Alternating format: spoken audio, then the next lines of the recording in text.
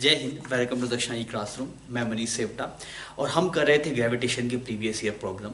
इससे पहले हमने सिंगल करेक्ट हमने कर लिए थे। इस वाले लेक्चर के अंदर हम बात करेंगे अभी आपके पास more than one option correct, subjective, integer और मैट्रिक्स मैच।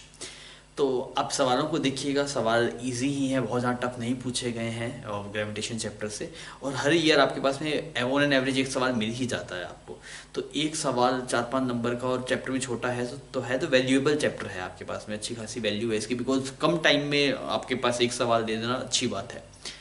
तो आप इसको 1 बाय 1 अटैम्प्ट कीजिए, मैं प्रॉपर टाइम दूंगा करने के लिए और फिर अपने आप साथ साथ में आगे बढ़ते। फिर मान लीजिए आपको कंसेप्ट में फंसे हैं, फिर आपको लगे यार नहीं यार ये नोट से देखना पड़ेगा, तो आप रुक के नोट्स भी देख सकते हैं ना। तो ये रिवीजन चल रहा है, माइट भी हो सकता है कि लेक्चर आपको 40-50 मिनट का है, पर आपको सवाल में देख के आपको ये थ्योरी थोड़ा पढ़ ले तो आप रुक के पढ़ लीजिएगा, कोई दिक्कत नहीं है उसके अंदर। आइए बच्चों, अपने इसको शुरू करते हैं। आई होप आप इसे एंजॉय करेंगे। बच्चों अभी हम मोर देन वन ऑप्शन करेक्ट कर रहे हैं और इसके अंदर अगर आप देखेंगे तो पहला सवाल है आपके पास, ये 2012 में पूछा गया था आपसे। सवाल ठीक लग रहा है, आप करके बताइए क्या जवाब आपके पास में आ रहा है। मल्टीपल करेक्ट है और मल्टीपल ऑप्शन करेक्ट मतलब अभी इस टाइम में तो यही ज़्यादा पूछे जाते हैं, तो इनकी आपको बहुत ढंग से प्रैक्टिस होनी चाहिए। सिंगल रेट थोड़ा कम पूछा जा रहा है आजकल, ज़्यादातर आपको यही इस तरीके के सवाल से मोर देन वन ऑप्शन करेक्ट है वही मिल रहे हैं। करके बताइए बच्चों क्या जवाब आ रहा है।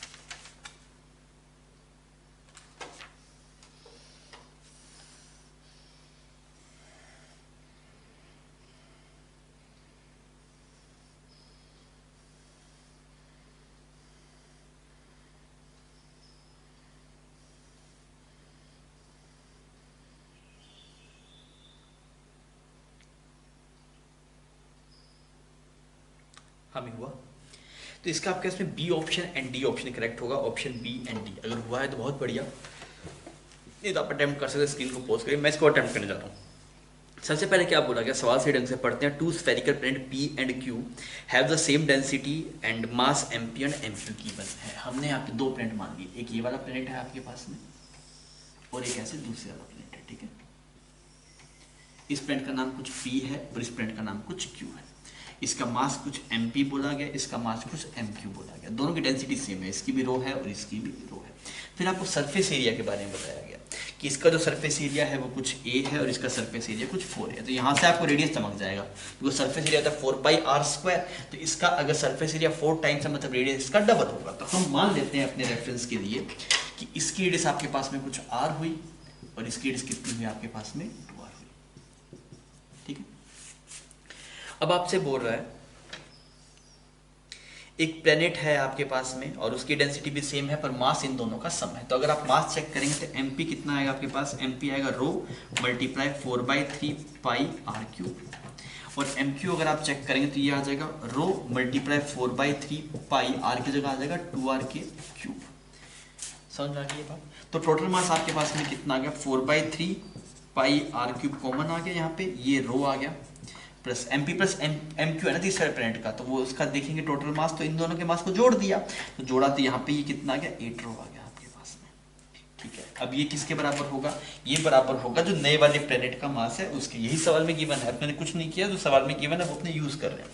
तो आपने लिखा 4/3π, ये हो गया x³, ये उसकी रेडियस आ गई नए वाले प्लेनेट की। तो 4/3π ने 4/3π को उड़ा दिया।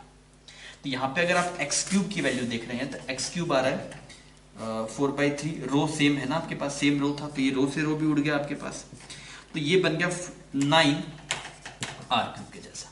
ये आपके पास में जो नया प्लेनेट बना है उसकी रेडियस है आपके पास में, क्लियर। तो यहाँ पे ये जो नया प्लेनेट है इन दोनों की जिसका मास mp प्लस mq के बराबर है, तो उसकी रेडियस कुछ x बन गया आपके पास में, और x की वैल्यू जो आपके पास में है x क्यूब की वैल्यू है मेरे पास 9r3। अब मैं देखता हूँ क्या पूछ रहा है। अब ये बोल रहा है कि वीपी वीक्यू और वीआर आपके पास में एस्केप वेलोसिटी है। एस्केप वेलोसिटी क्या होती है? वो मिनिमम वेलोसिटी जिससे वो ऑब्जेक्ट आपके पास में इंटरस्टेलर स्पेस से पहुंच जाए। इंटरस्टेलर स्पेस मतलब इन्फिनिटी पे पहुंच जाए। तो उसको पहुंचाने के लिए क्या करते हैं, क्योंकि इन्फिनिटी पे जो एनर्जी है और यहाँ पे एनर्जी उसको बराबर कर देते हैं। तो इन्फिनिटी पे एनर्जी कितनी है आपके पास में? 0। तो यहाँ पे भी कितनी करनी पड़ेगी? 0 करनी पड़ेगी। तो अगर आप इस वाले पॉइंट पे अगर आप निकालना चाहेंगे, एक बार ब्लू मार्कर ढूंढ लेंगे, कहाँ गया,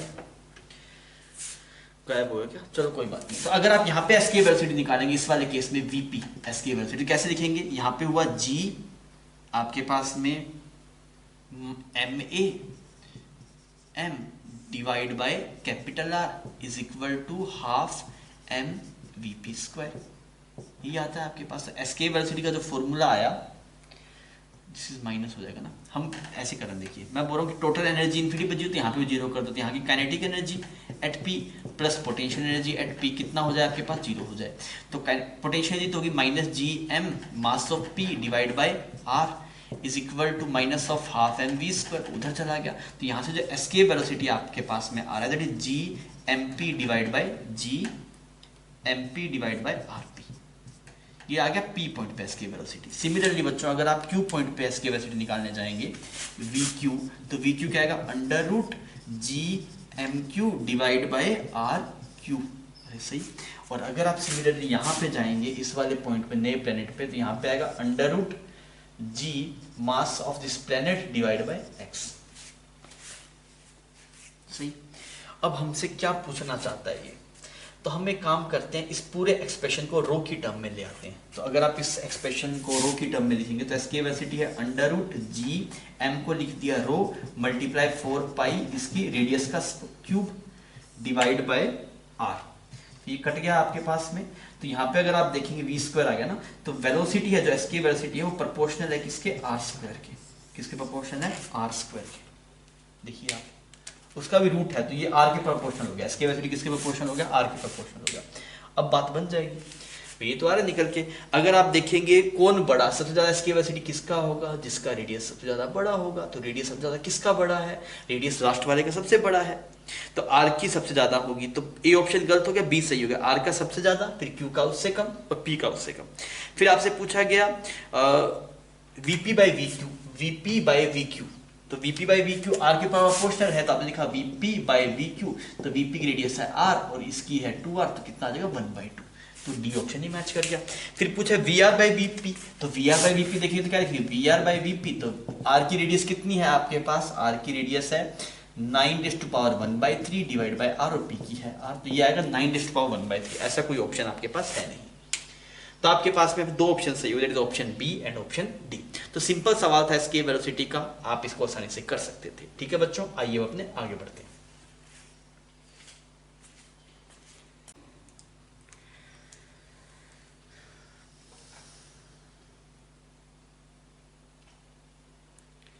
हाँ भी आपके पास सेकंड सवाल है, और ये आपसे पास 2013 में पूछा गया सवाल है। मल्टीपल ऑप्शन करेक्ट है, मोर देन वन ऑप्शन करेक्ट है। करके बताइए क्या जवाब आ रहा है।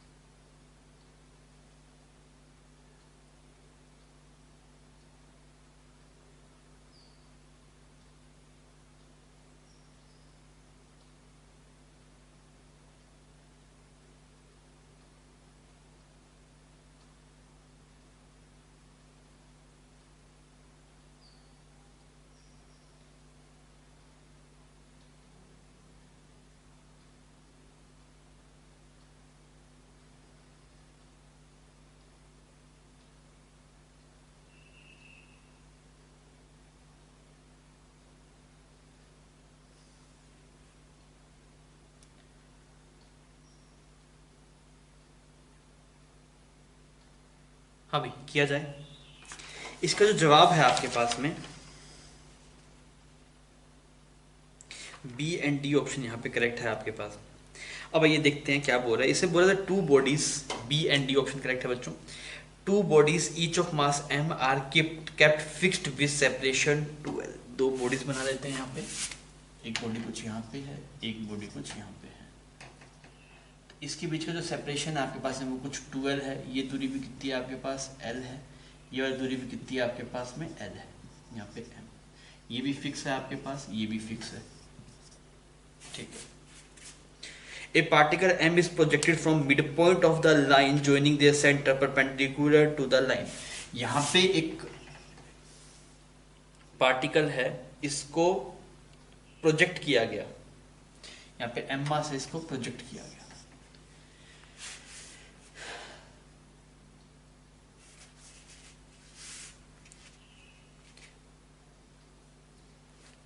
इस लाइन की परपेंडिकुलर डायरेक्शन प्रोजेक्ट कर दिया। अब क्या बोलते हैं, minimum initial velocity to mass escape the gravitational field of the two bodies. कितनी वेलोसिटी देता है कि एस्केप करता है, तो यार ये तो कोई दिक्कत वाली बात नहीं है, मतलब हमेशा अट्रैक्ट करता ही रहेगा आपके पास में। वैसे अगर आप देखते हैं तो L/√2 पे जो फोर्स होगा वो मैक्सिमम होगा, पर आगे भी तो फोर्स अट्रैक्टिव ही रहेगा आपके पास में। तो आपको इन्फिनिटी तक पहुंचाना है, तो आप इस वाले पॉइंट पर इन्फिनिटी पे एनर्जी कंजर्वेशन लगा दी, तो आप बोलेंगे initial potential energy, initial kinetic energy, final potential energy plus final kinetic energy. तो इनिशियल पोटेंशियल जी आप देखें तो कितना है, minus G M M divide by L, minus G M M divide by L plus kinetic energy कितनी, half M V square is equal to potential infinity पे 0 और काइनेटिक एनर्जी पे 0। तो यहाँ पे ये एम एम एम उड़ गया आपके पास में, तो कितना का V square by 2 is equal to 2 G M by L. तो वेलोसिटी एक्सप्रेशन कितना है, √4 जी एम बाई एल, ये आपके पास वेलोसिटी इतनी वेलोसिटी रिक्वायर्ड है। तो आपके पास में क्या एक्सप्रेशन, ए तो गलत हो गया, ए में तो बोल रहा है √4 नहीं 4 बाहर बोल रहा है, गलत बात है, बाहर तो सिर्फ 2 ही आएगा। तो बी ऑप्शन सही हो गया आपके पास। फिर आप देखिए the minimum escape from the gravitation field, ये वाली बात भी गलत है। डी ऑप्शन में देखते हैं the energy of small M remain constant. Total energy तो कांस्टेंट रहेगी, वो टोटल एनर्जी नहीं बदल सकती ना आपके पास में। भाई यहाँ पे जो आपके पास में एनर्जी है, अभी जो अगर टोटल एनर्जी देखेंगे तो दो energy, potential energy plus kinetic energy. Infinity पे भी जो पोटेंशियल प्लस काइनेटिक, इनका सम तो हमेशा बराबर है, एनर्जी तो कंजर्व रहेगी ना इसकी टोटल एनर्जी। भाई कभी जैसे अभी सब काइनेटिक एनर्जी में है, अगर आप दूर जाएंगे तो काइनेटिक एनर्जी कन्वर्ट होकर पोटेंशियल एनर्जी में चली जाएगी, तो टोटल एनर्जी सेम रहेगी आपके पास। तो दो ऑप्शन आपके पास करेक्ट हो जाएगा, option B and option D. तो यह सवाल आसान था, आप इजीली इस सवाल को कर सकते थे। आप देख रहे हैं जेई बहुत ज़्यादा टफ सवाल नहीं पूछता है, अगर आप सही ढंग से सवाल आपको पढ़ा हुआ है, चैप्टर पढ़ा हुआ है, तो आप इसे कर पाते हैं, ठीक है। देख लीजिए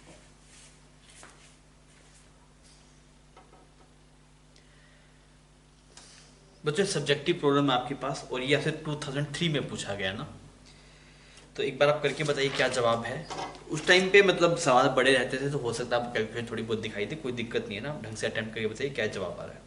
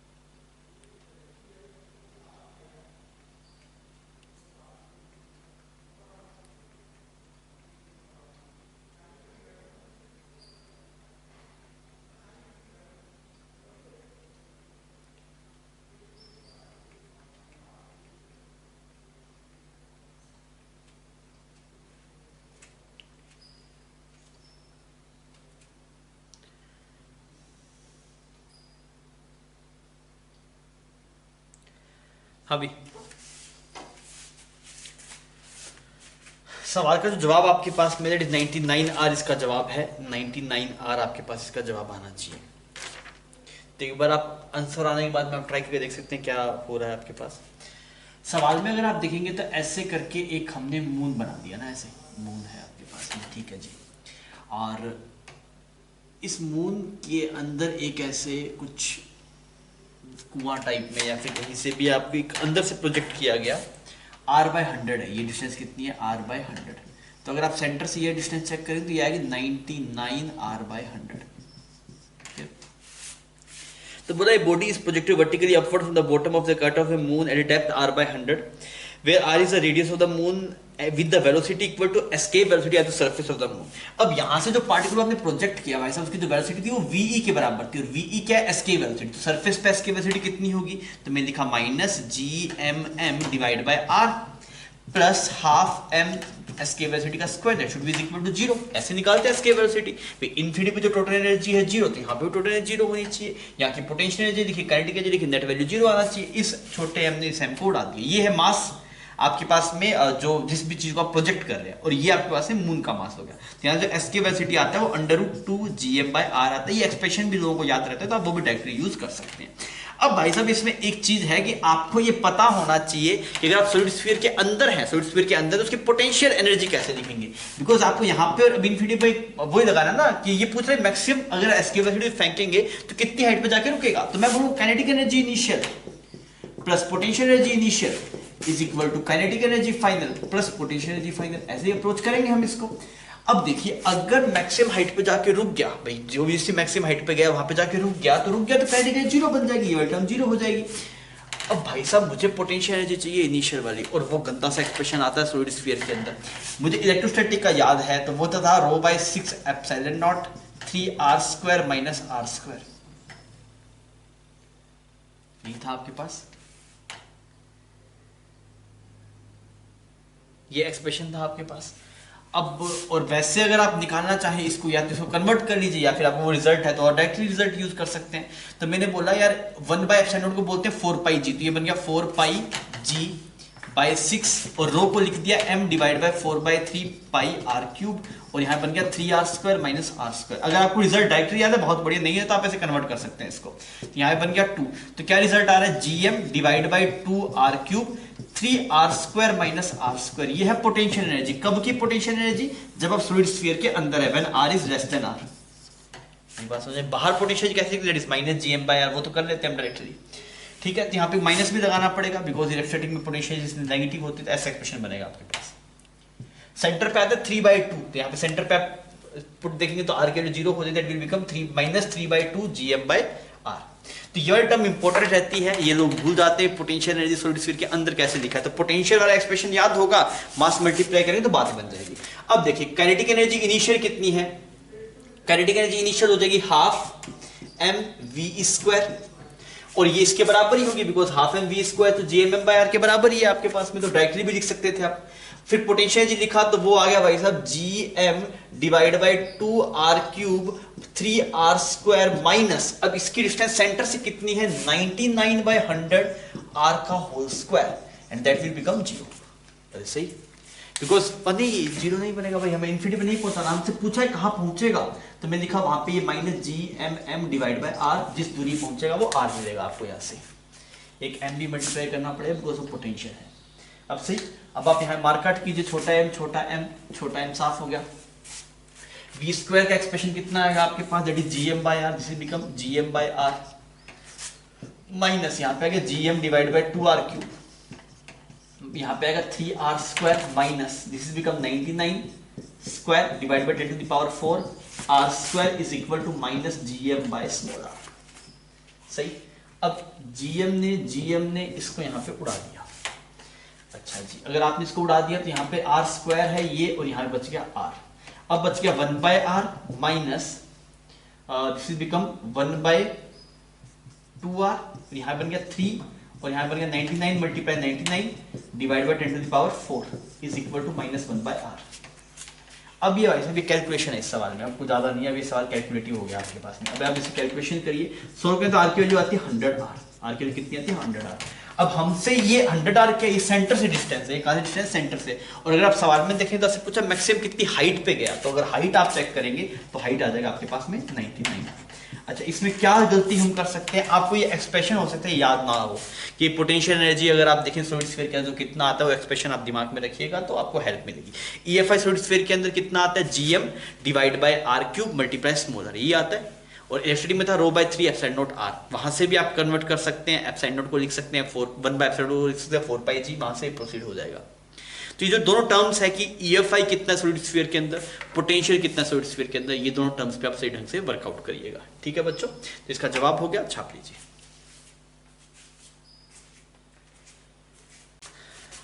बच्चों अभी जो सवाल आने वाले हैं ये इंटीजर टाइप है आपके पास में, तो इनके जवाब इंटीजर में हैं। सबसे पहला सवाल आपके सामने है, ये 2010 में पूछा गया, 2010 में बाइनरी स्टार सिस्टम का सवाल है। आप करके बताइए क्या जवाब मिल रहा है।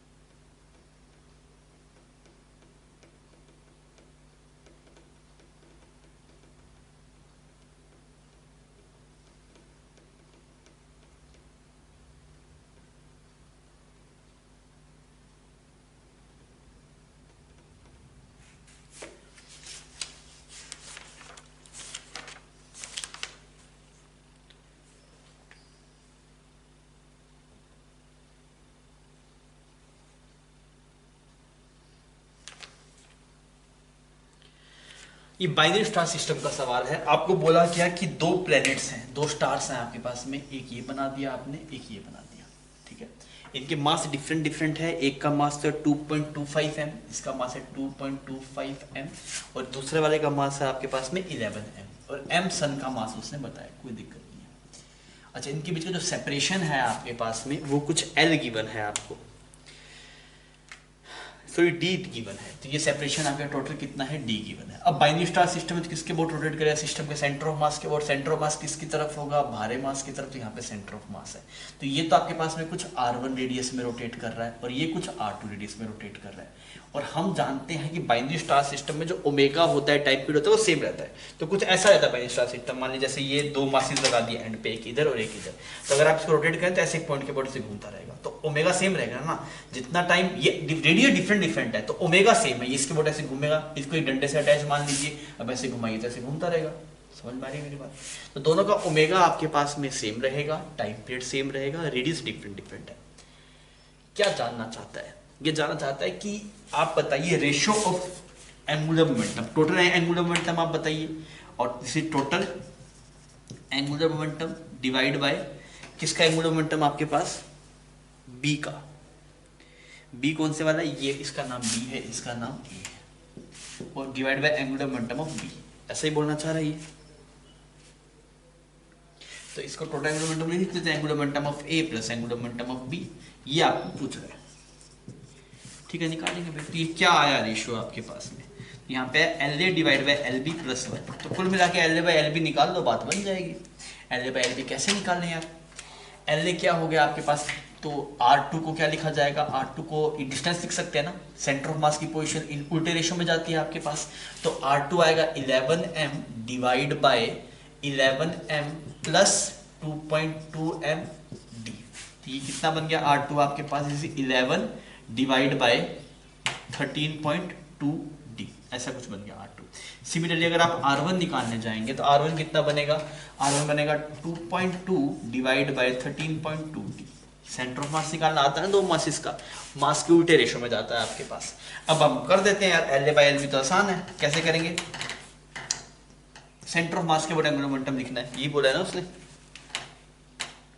अब सेंटर ऑफ मास, तो एल ए तो हो जाएगा आई ओमेगा, आई ए मतलब इसका that is omega divide by, और एल बी अगर आप चेक करेंगे तो एल बी हो जाएगा आई बी ओमेगा। ये तो बहुत ही आसान सी बात है। तो यार कुल मिला के ये ओमेगा भी कट जाएंगे, तो आई ए और आई बी का रेशियो हमें चाहिए, तो L A by L B जो आपके पास में आएगा that is I A by I B.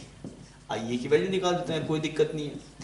तो L A by L B अगर आप देखें तो आई A by I B, I ए क्या हो गया दैट इज 2.25 m, और किसका स्क्वायर हो गया, R2 का स्क्वायर, सही, divide by M R square होता है ना, ये होता है एम आर ए का square, M A R A square, ये हो जाएगा M B R B square. ठीक है, तो एम में तो हो गया 2.2 एम आर टू का स्क्वायर, और सिमिलरली यहाँ पे आ गया आपके पास में 11 एम, और ये बन गया आर वन का स्क्वायर। तो सोल्व कर लेते हैं। तो L A divide by L B बन गया 2.2 divide by 11 R one square R two square कितना आ गया आपके पास में 11 multiply 11 divide by 13.2 multiply 13.2। Similarly R one square बन गया 2.2 मल्टीप्लाई 2.2 डिवाइड बाई 13.2 मल्टीप्लाई 13.2। ऊपर नीचे डी स्क्वायर बन गया, ये डी स्क्वायर उड़ गया, ये इतना एक्सप्रेशन उड़ गया आपके पास। तो यहाँ पे ये 2.2 इससे साफ हो गया, ये 11 यहाँ पे साफ हो गया। तो आपके पास जो वैल्यू आ रही है L A by L B की, ये आपके पास बन गया दिस इज 110 डिवाइड बाई 22, तो ये 5 आ गया। L A by L B बन गया 5। तो रेशियो कितना आ जाएगा आपके पास, रेशियो आ जाएगा 6। आसान था, कोई दिक्कत नहीं। तो आपको देखिए, आपने 2-3 सवाल इसके देख लिए बाइनरी स्टार सिस्टम के। तो बाइनरी स्टार सिस्टम इंपॉर्टेंट है, मोशन ऑफ सैटेलाइट इंपॉर्टेंट है आपके पास में, और एक केप्लर्स लॉ इंपॉर्टेंट है। ये 3 चीज आप सही ढंग से देख के जाइए। एक पोटेंशियल एनर्जी वाला जो टर्म है वो भी थोड़ा देखना चाहिए। ठीक है, आप इसको नोट डाउन करिए, फिर आइए अपने आगे बढ़ते हैं।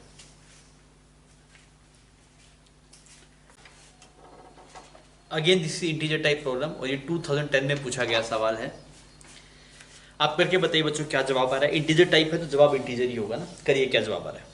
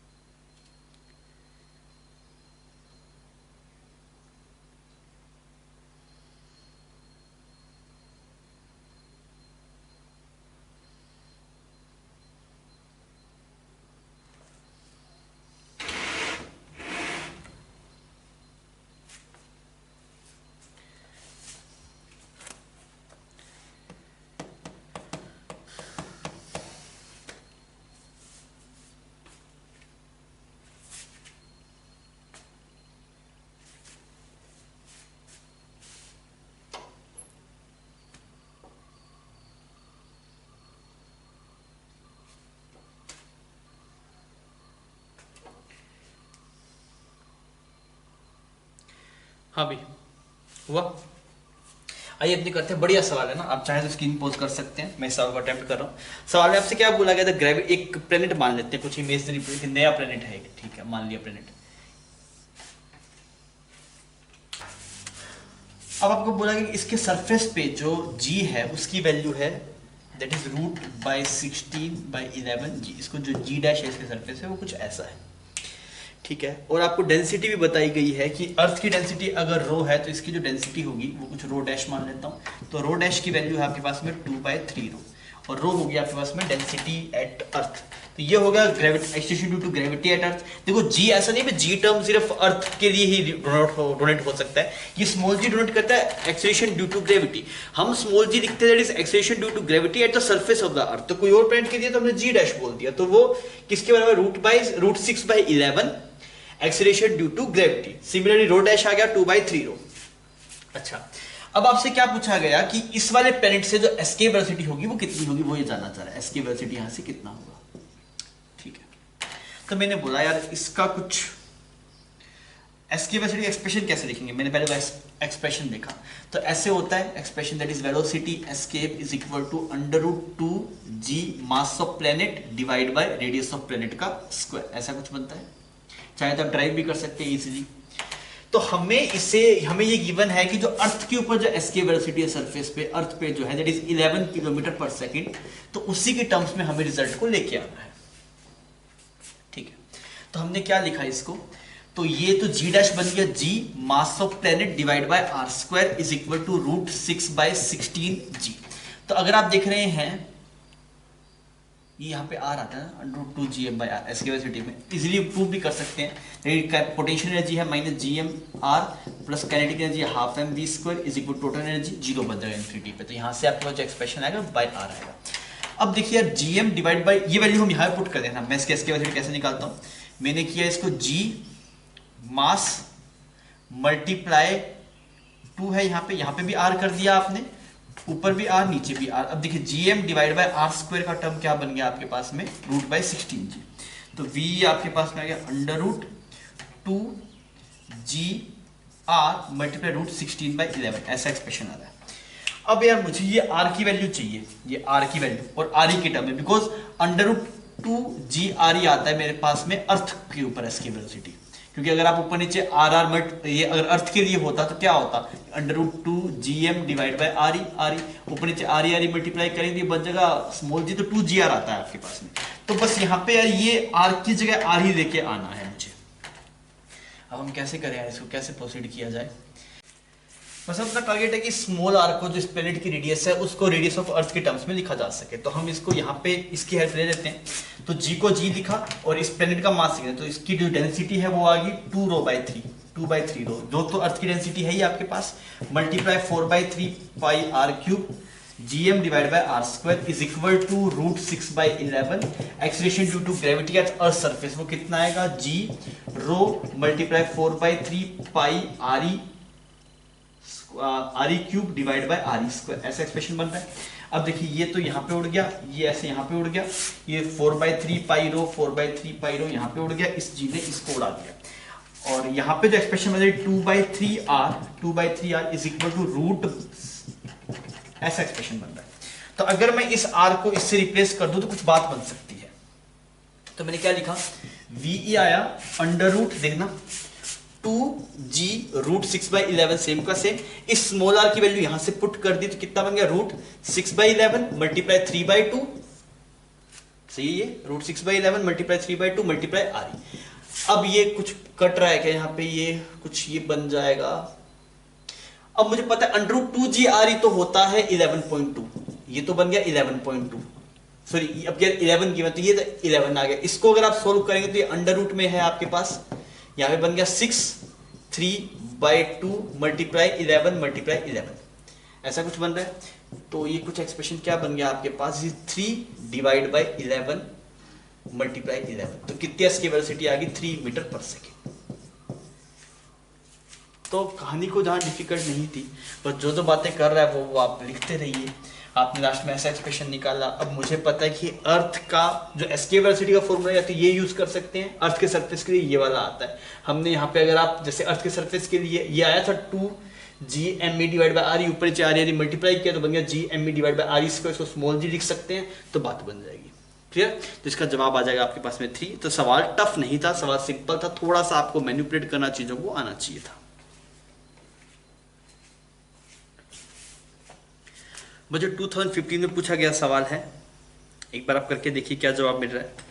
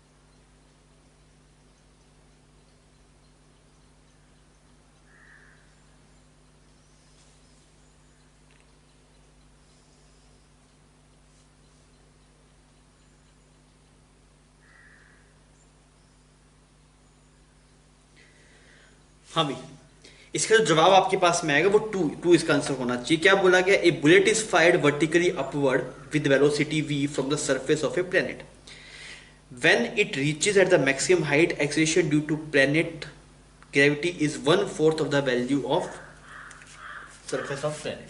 देखिए क्या हुआ, यहाँ पे ऐसे प्लेनेट बना लेते हैं। आपने ऐसे एक बुलेट को प्रोजेक्ट किया स्पीड v से, ठीक है। अभी जिस पॉइंट पे जो कहीं पे जाके ये रुक गया आपके पास, मान लीजिए सेंटर से उस पॉइंट की दूरी आपके पास में कुछ ये r मान लीजिए। अब इस r की वैल्यू कैसे निकालेंगे? r नहीं मान के कुछ इसको y मान लीजिए सेंटर से। तो यार ये सेंटर से ये दूरी y है तो y की वैल्यू कितनी होगी? तो आपको बोला कि यहाँ पे जो GFI है, जैसे यहाँ पे GFI g है तो यहाँ पे g/4 है।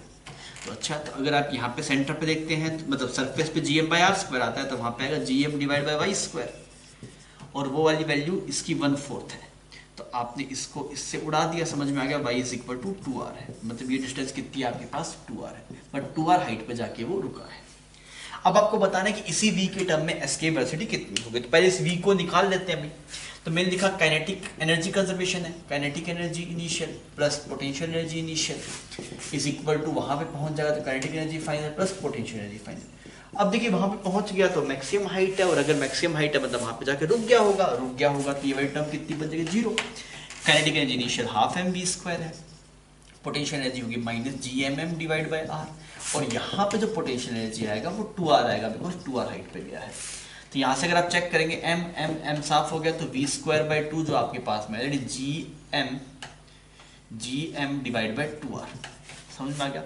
इस 2 ने इस 2 को उड़ा दिया तो वेलोसिटी है √gm/r। ये वेलोसिटी साथ ने प्रोजेक्ट किया। अब ये किस में इंटरेस्टेड है? ये बोल रहा है कि यार मुझे एस्केप वेलोसिटी बताओ। तो मैंने बोला एस्केप वेलोसिटी, सरफेस से जो एस्केप वेलोसिटी आएगा वो आएगा √2gm/r, और ये वाली टर्म √gm/r, तो इसको क्या करेंगे? √2v। यही तो पूछा है भाई साहब कि यहाँ पे कुछ √n बोला है तो n की वैल्यू बताओ, तो n की वैल्यू 2 है। तो आप देखेंगे सिंपल सवाल रहेंगे इसमें, और ग्रेविटेशन बहुत ज़्यादा उलझाता नहीं है, और चीज़ें में आपके एनर्जी कंजर्वेशन है, लीनियर मोमेंटम कंजर्वेशन है, एस्केप वेलोसिटी एक्सप्रेशन कैसे निकालते हैं वो भी एनर्जी कंजर्वेशन से। तो बेसिक बात जो आपके नोट्स में थी उससे आप प्रोसीड करें तो इजीली सवाल आपके पास से बन रहे हैं। ठीक है, आइए अब अपने आगे वाले सवाल पर चलते हैं।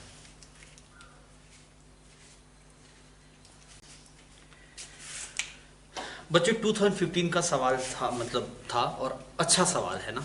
आप इसको प्रोसीड करिए सही ढंग से, फिर आप बताइए क्या जवाब आ रहा है। सोचना पड़ेगा सवाल में, अच्छा सवाल है, करके बताइए।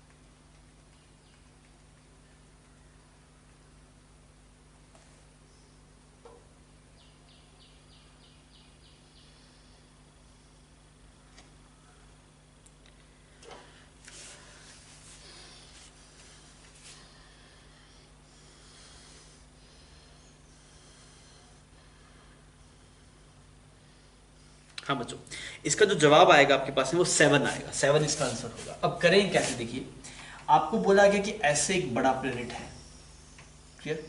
इसके सेंटर से अगर आप ऐसे ज्वाइन करेंगे तो ऐसे 2 मासेस बन जाएंगे। यहाँ पे एक ऐसे स्मॉल m बन गया, यहाँ पे आपके पास यहाँ पे भी एक ऐसे स्मॉल m बन गया, ठीक है। अच्छा, अब अगर आप बात करें, आपको गिवन है कि यहाँ से इसकी जो दूरी है सेंटर से दूरी गिवन है ना आपको, ये दूरी है 3l, और ये वाली दूरी क्या है आपके पास में? l है। अब इनको एक रोड से कनेक्ट किया गया है। अब चाहते क्या है कि इस इंस्टेंट के ऊपर रोड पे टेंशन 0।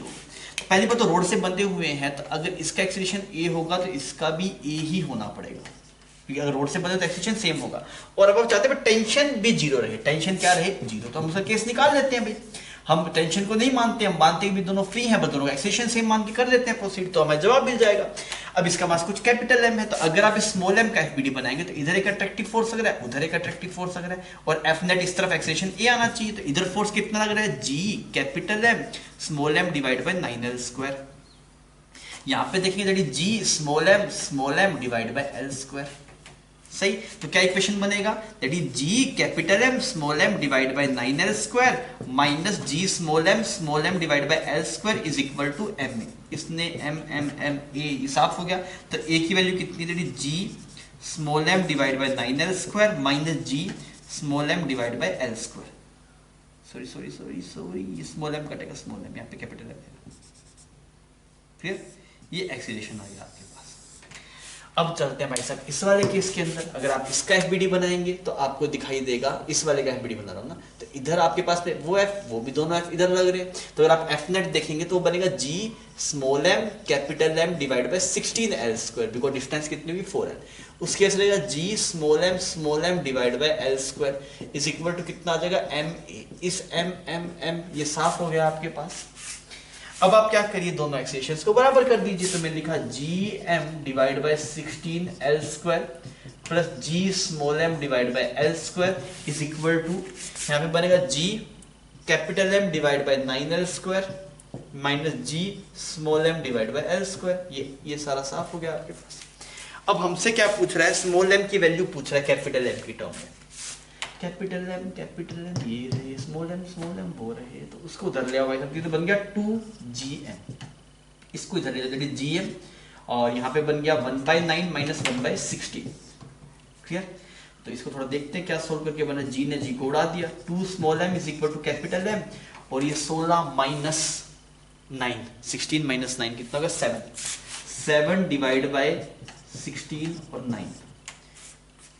ठीक है, तो यहाँ पे ये वैल्यू बन गई small M is equal to 7/32 multiply 9 divide by capital M. अब देखते हैं ऐसा कुछ जवाब है क्या हमारे पास। ये तो बन जाएगा 288 बन जाएगा ना, ये 9×18 आएगा, ये 16×32, ये 288 बन गया आपके पास में, तो ऐसा बन गया 288। तो इसकी वैल्यू पूछी थी भाई साहब, इसकी वैल्यू क्या आ रही है 7, आपके पास में वैल्यू आ जाएगी इसकी, ये वाली वैल्यू तो पूछी है ना, ये 7, तो इसका जवाब क्या हो जाएगा आपके पास 7। फिर आसान था। ठीक है बच्चों, आप इसको देख लीजिए, फिर अपने आगे बढ़ते हैं।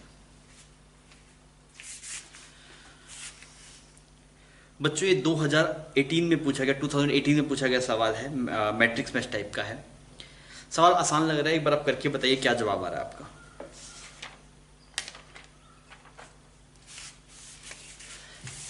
दिस इज एमटीसी ना,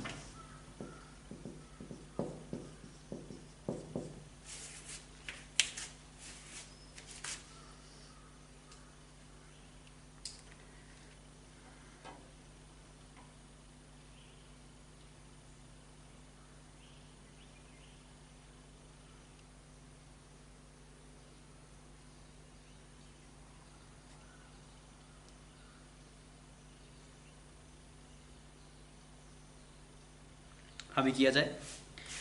तो इसका जो जवाब आपके पास में आना चाहिए,